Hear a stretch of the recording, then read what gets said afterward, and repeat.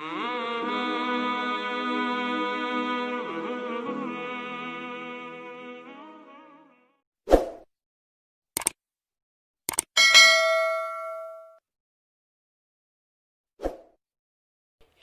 calaykum. Badankeen waxaan isku daynaa in aan ku noolaano nabad iyo in aan ka dheeraano dhibaatooyinka. Waxaanan u aragnaa taasi inayna dareensiinaysa raaxo. Sidoo kale waxaa jira dad waxaas ayna u cuntamin oo raaxo ku dareema dhibaatooyinka, iyagoo wax walba sameynaya khatarteedana aan ka cabsanayn. Qisada maanta waxay ku saabsan tahay wiil African American ah oo lagu magacaabo Antonio Buffalo. Antonio kuma jirin mudaharaadkii Ameerika ka socday bilihii la soo dhaafay, sababtoo ah wuxuu isku diyaarinayay imtixaano si uu jaamacadda ugu biiro. isagoo xaaladda mudaharaadka kala socday guriga, wuxuuna ogaa in xaaladda dibaddu aad ay u xun tahay. isagoo maalmaha ka mid ah TV-ga ka arkay in xaaladda waddanku ka sii dartay, waana waxa ka yaabiyey waayo wuxuu arkay magaaladii oo burburtay, gawaadhidii oo gubanaysa iyo bangiyadii oo la jabsanay. Adeegyadii magaaladu ay go'an yihiin, shaqaalaha nadaafaduna ay dhibaato ku qabaan ururinta qashinka oo meel walba buux dhaafiyey. Antonio wuxuu isku sheegay in uu sidan wax ka bedelo oo uu qashinka magaaladiisa ka ururiyo intuu guriga iska fadhin lahaa. Wuxuu soo ururiyey bacaha qashinka, wuxuuna u dhaqaaqay siduu u soo nadiifin lahaa magaalada. Wuxuu isku rasayey bacihii qashinka oo buuxa, isagoo sugaya gaadhiga qashinka. Wuxuu shaqaynayay 2 habeenimo ilaa 2 duhurnimo. Intay ka imaanayeen shaqaalihii nadaafaddu, waxayna weydiiyeen, ma adigaa waxaan oo dhan qabtay? Wuxuuna ku jawaabay, haa.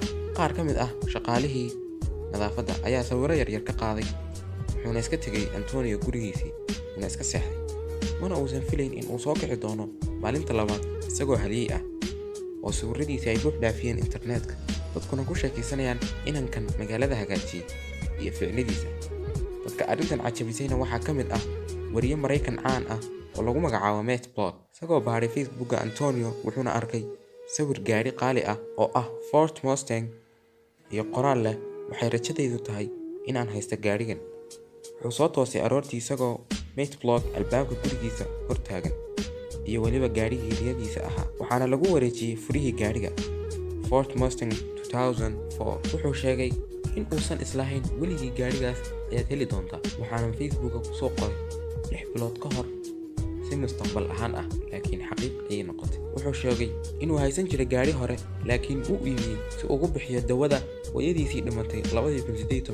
Ma haysan lacag ku filan si uu jaamacadda ugu biiro, laakiin hadiyado ayaa iska soo daba dhacay, iyadoo shirkad caymis Maraykan ah u ballan qaaday dabaridda gaadhigiisa iyo weliba shidaalkiisa intaba. Xagga shirkad kale oo qaabilsan shaqaalaysiinta tababar siin doonto, iyadoo loogu deeqay lacag oo uu isku dabaro marka jaamacadda ogolaanshaheedu soo baxo. Waxa kaliya Antonio laga rabo ayaa ah in uu dadaal geliyo siduu jaamacadda ugu biiri lahaa. Uma baahnayn in ay rumoobaan riyooyinka Antonio, wax aan ka ahayn fikir wanaagsan. wanaag samee adigoon cidna abaalmarin ka sugayn. Assalaamu calaykum waraxmatullaahi wabarakaatu. Fadlan haddaad channelka ku cusub tahay, subscribe saar, videogana like saar, asxaabtaada la wadaag. waa inoo videoga dambe.